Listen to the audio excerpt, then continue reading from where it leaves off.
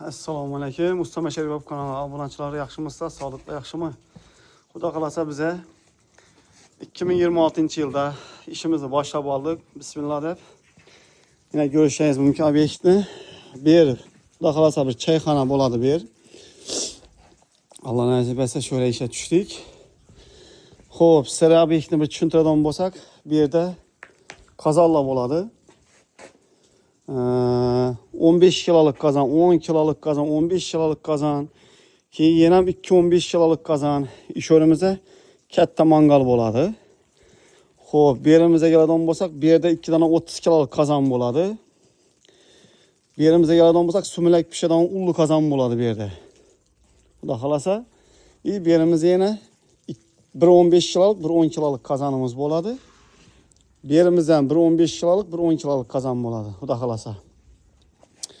Xo'p, aziz obunachilar, obyektimiz xudo xolasa boshlab oldik.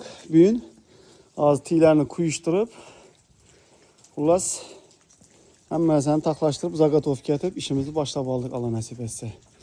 Bizlarni kuzatishda davom etinglar, xudo xolasa ishlarimizni ko'rsatib boramiz. Biz ham buni maketini xudo xolasa yasab beramiz. Allah nasip etsa ham ustini keyin ko'ramiz.